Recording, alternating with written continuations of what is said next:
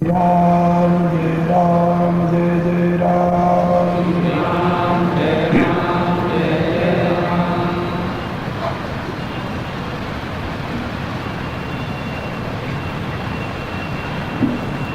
परावर रूप में उपस्थित मेरी प्रियात्माओं, करुणा निधान भगवान श्री राम की करुणा आप सभी के लिए सदैव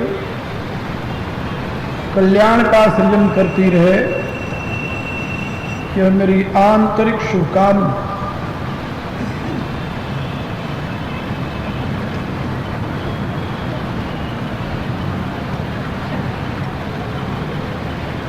जीवनोपयोगी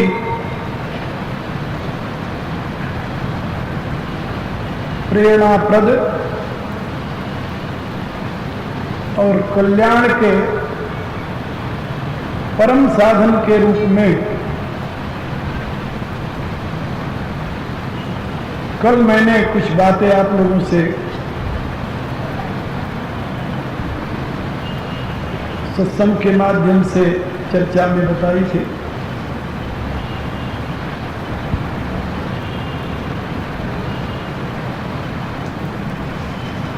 वैदिक विज्ञान की दृष्टि से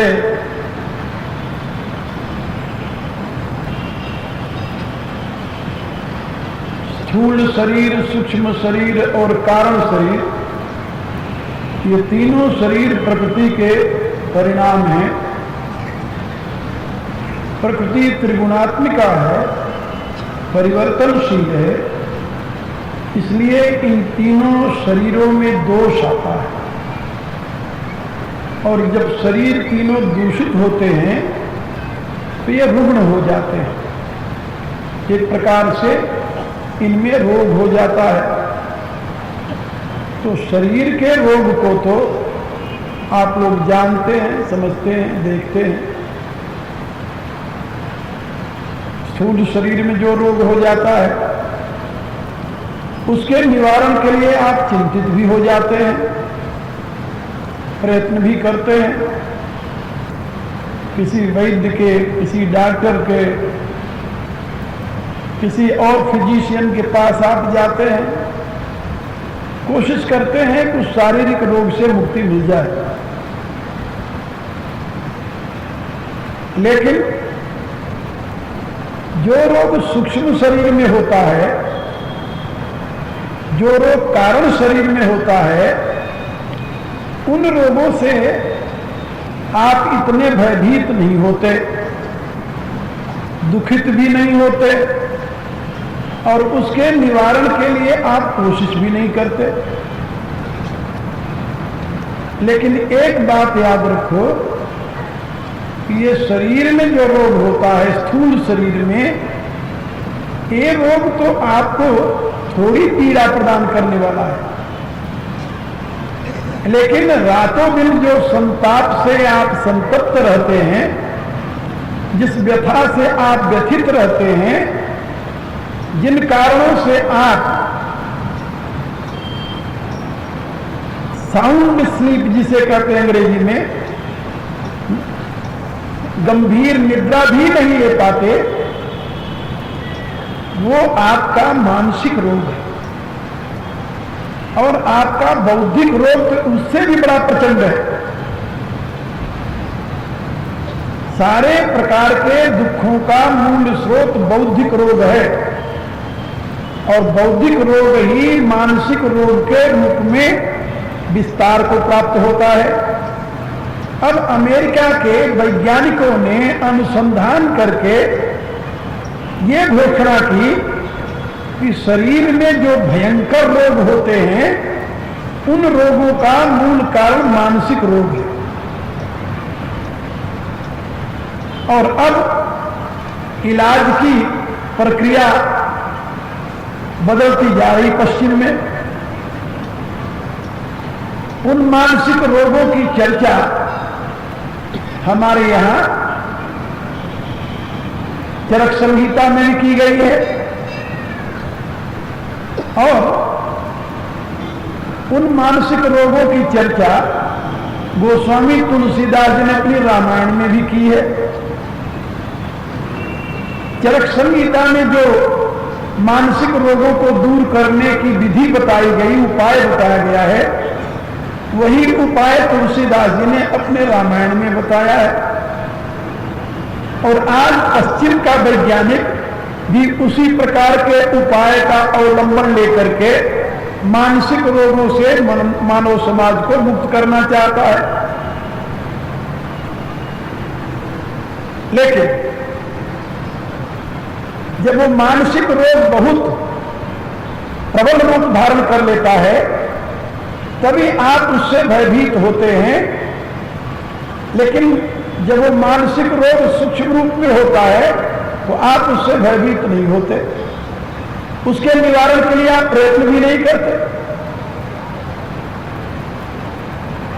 शारीरिक रोग के नाम तो आप लोग रोज सुनते हैं। ये शुगर है, ये हाई ब्लड प्रेशर है, लो ब्लड प्रेशर है,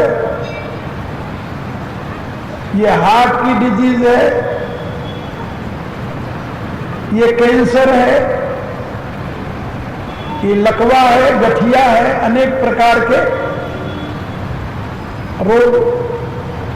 कई रोग तो नए पैदा हो जाते हैं, जैसे पिछले साल दिल्ली में डेंगू रोग पैदा हो गया था, एक बुखार का नाम डेंगू पड़ गया था, सैकड़ों आदमी उससे मरे थे।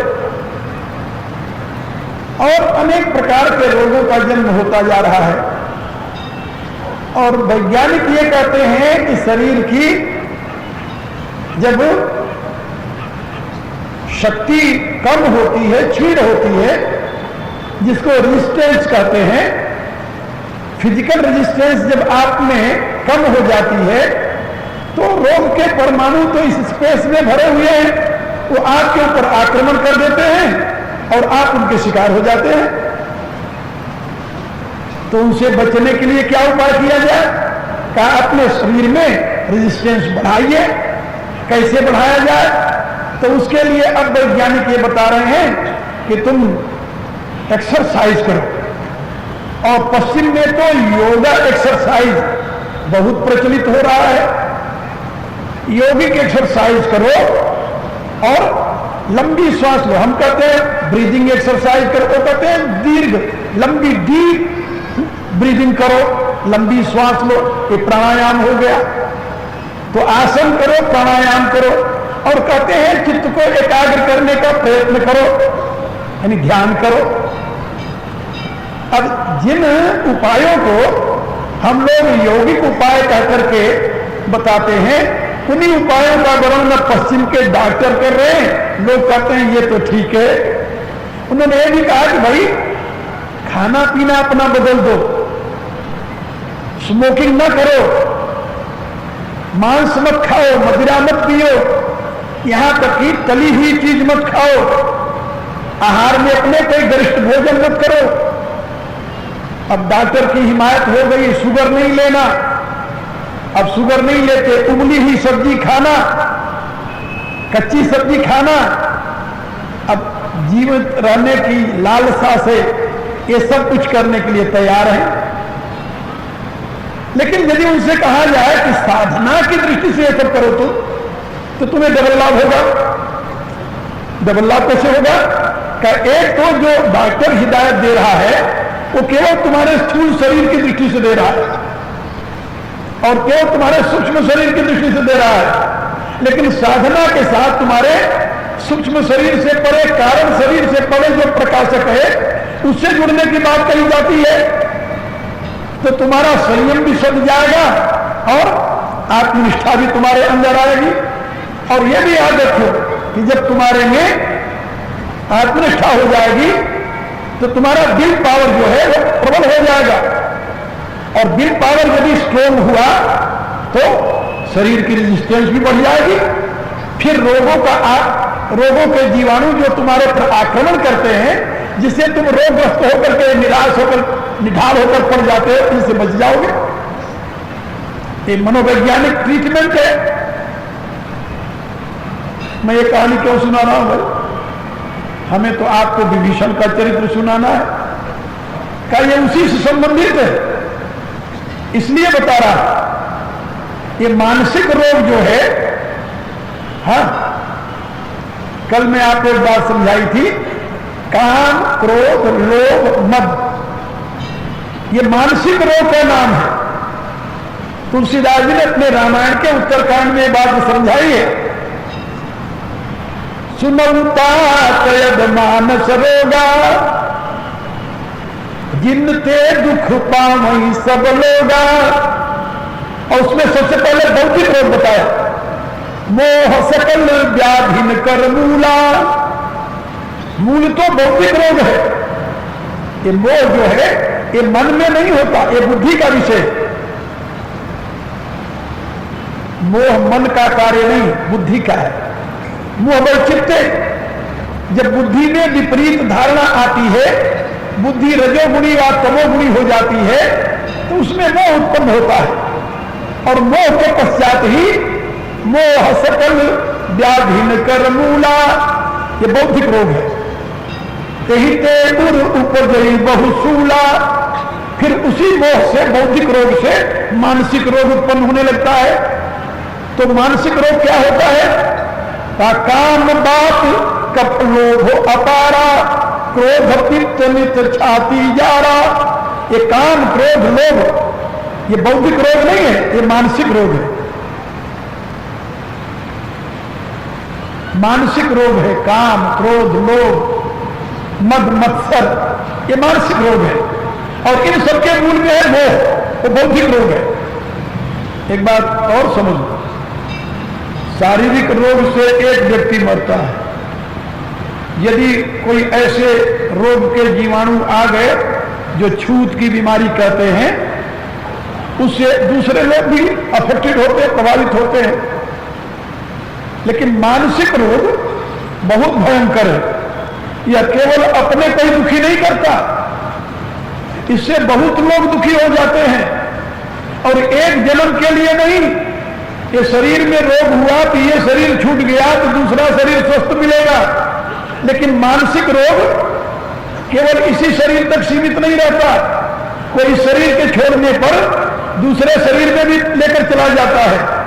क्योंकि मन स्वस्थान इंद्रियाणी प्रकृति स्थान कर, भगवान गीता के 15वें अध्याय में समझाते हैं कि जब जीवात्मा इस शरीर को छोड़ती है तो मन सहित 5 ज्ञान इंद्रियों को साथ लेकर के दूसरे शरीर में प्रवेश करती है। तो मन तो सूक्ष्म शरीर तो साथ साथ जाता है। और सही माने में जन्म और मरण तो सूक्ष्म शरीर का ही होता है। सूक्ष्म शरीर जब स्थूल शरीर से युक्त होता है तो उसको जन्म का देते हैं, और सब स्थूल शरीर से अलग हो गया तो उसको मरण का देते हैं। तो जन्म मरण का चक्र जो है ये सूक्ष्म शरीर के साथ जुड़ा हुआ है, याद रखो। और वो रोग बड़ा भयंकर है, वो एक जन्म में नहीं कई जन्म तक पीछा करता रहेगा आपका, मानसिक रोग जो है। और बौद्धिक रोग, अरे बौद्धिक रोग ही तो आपको इस संसार में धकेल रखा है। लेकिन जाने रघुपति मूढ़ परे भवकूप, मूढ़ता के नाते ही इस संसार रूपी कुएं में गिरे हुए हैं। यदि बुद्धि विशुद्ध हो जाए, मूढ़ता समाप्त हो जाए, बौद्धिक रोग से छुटकारा मिल जाए, तो फिर यह संसार कुएं में क्यों गिरेगा? फिर तो वो विमुक्त हो जाएगा। फिर तो वो प्राप्त आपलोकी स्वराज्य, वह तो स्वराज्य को प्राप्त कर लेगा।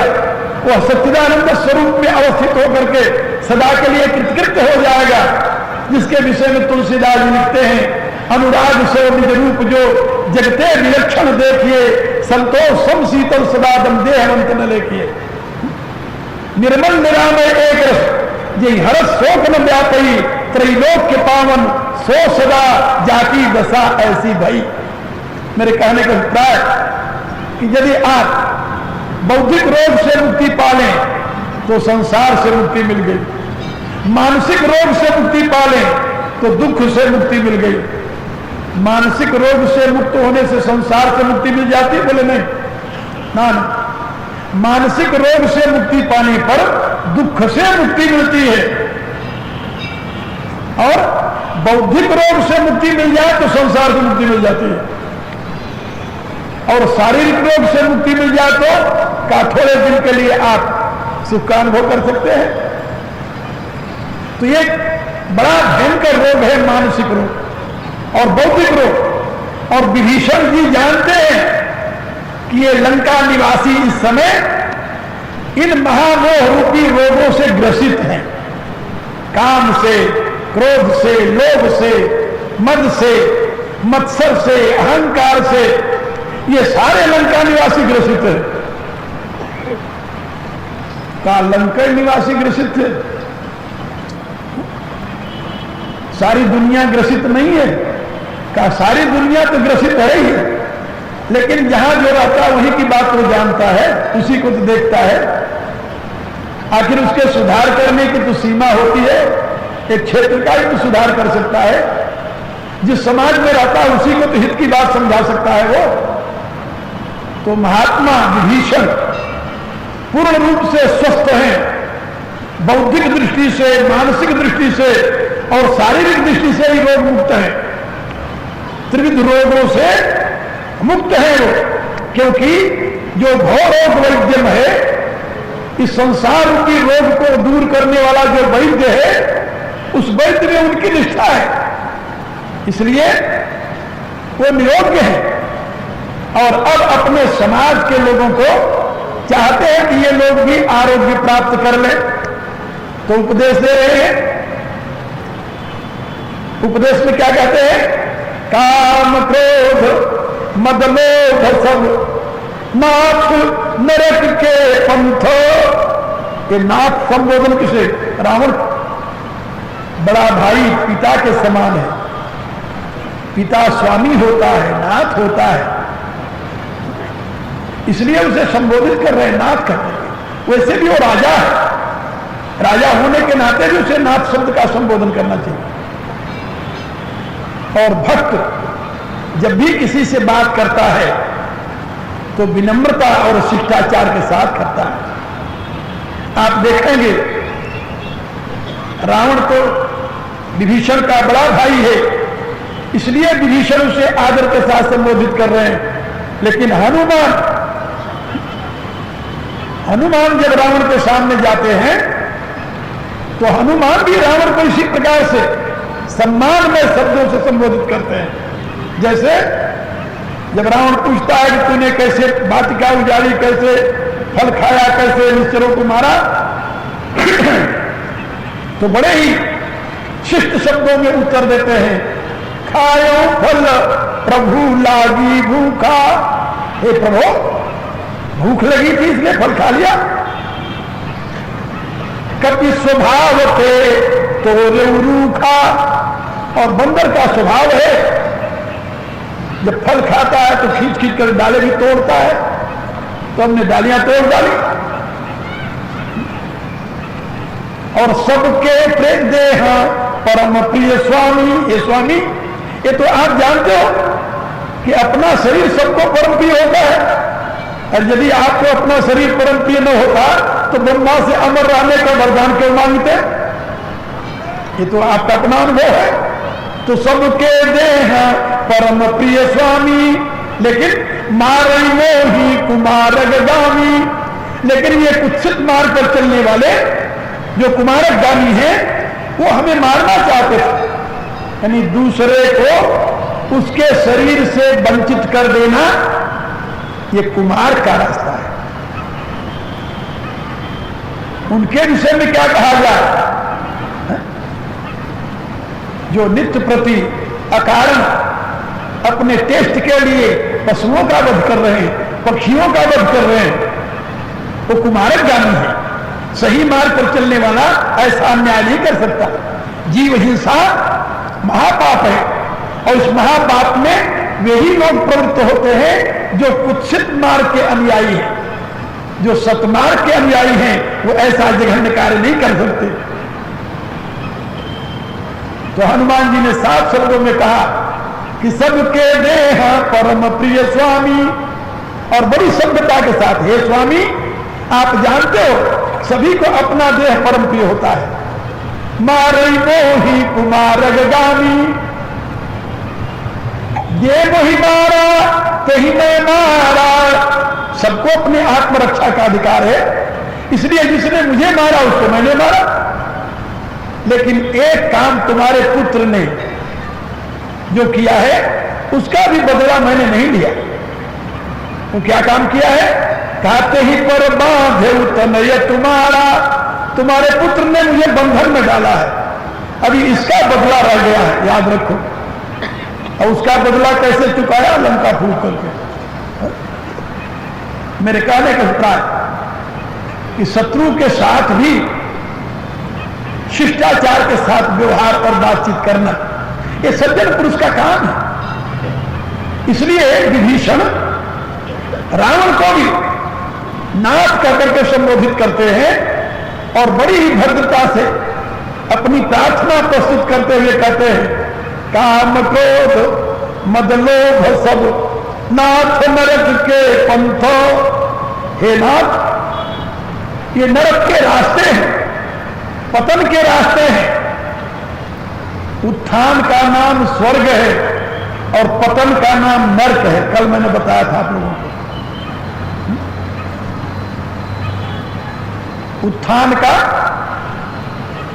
उत्थान माने आपका ये जीवन पंच कोशों से युक्त है।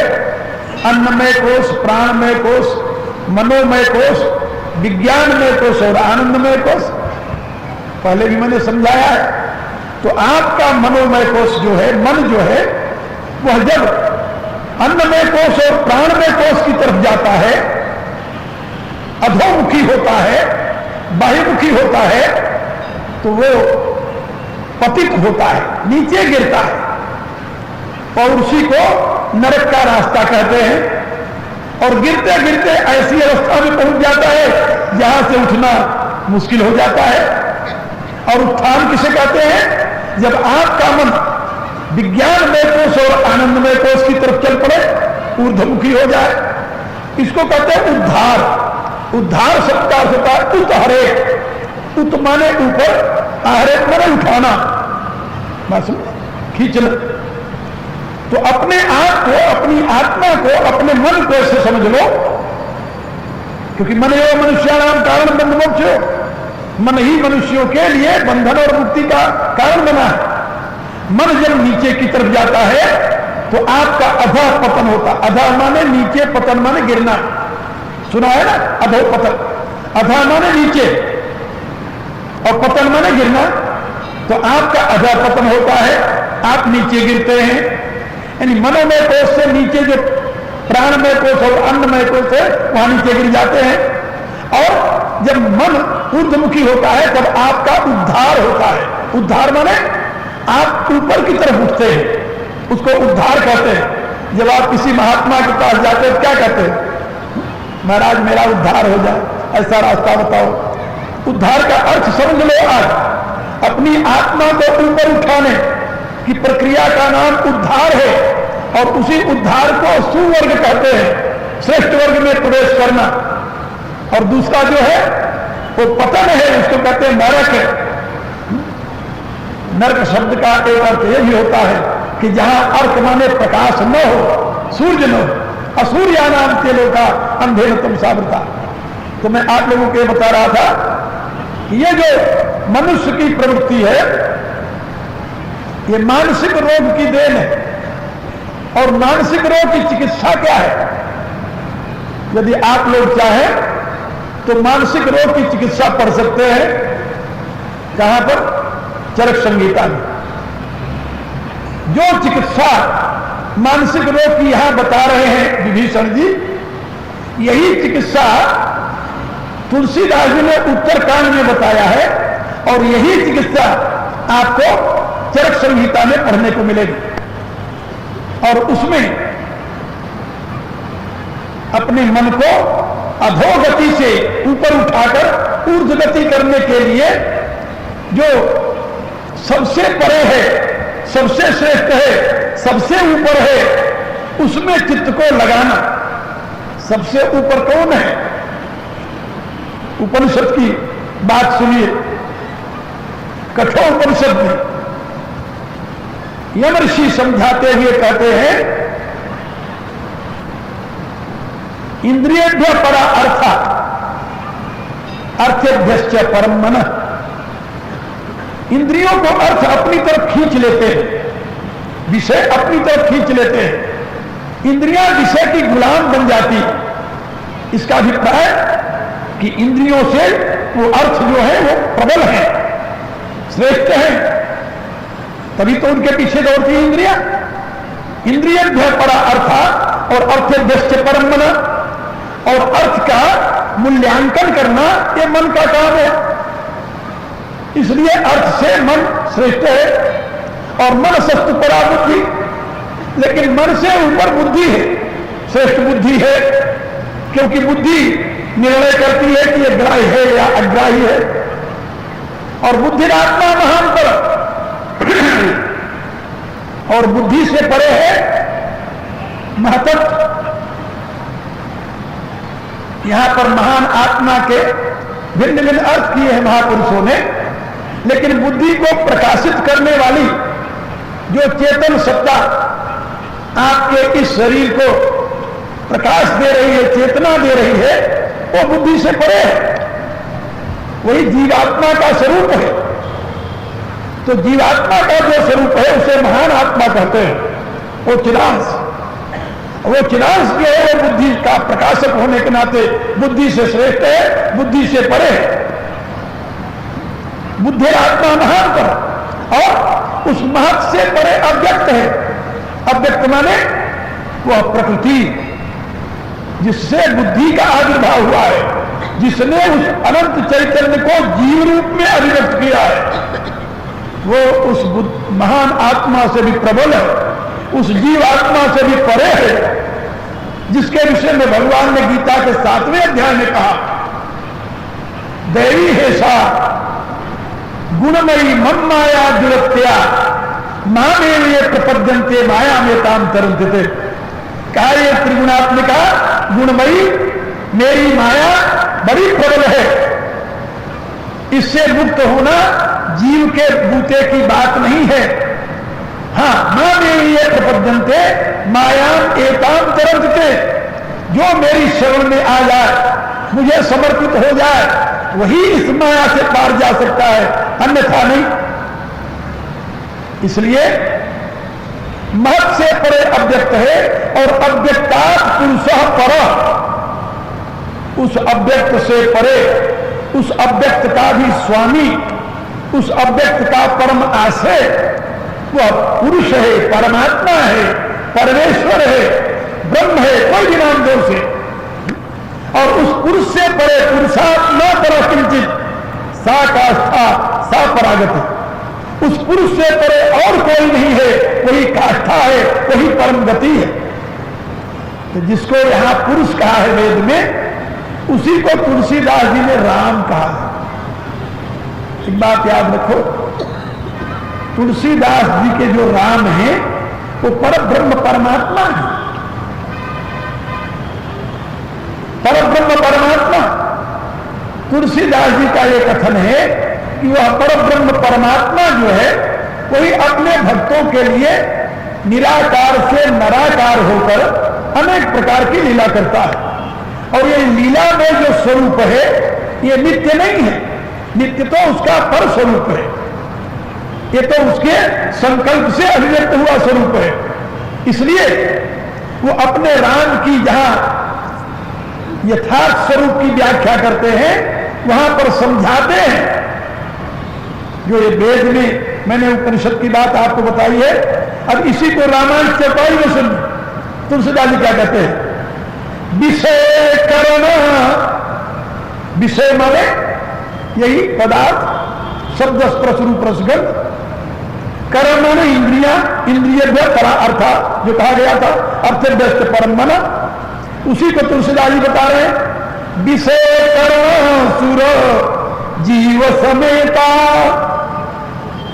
विषय है, विषय को ग्रहण करने वाली इंद्रियां हैं, इंद्रियों को प्रकाशित करने वाली उनके देवता हैं, देवताओं को प्रकाशित करने वाले जीवात्मा है। विषय करण सुर जीव समेता, ये सकल एक ते एक सचेता। ये एक दूसरे से चेतना को प्राप्त होते हैं। विषयों का मूल्य किससे है? इंद्रियों से।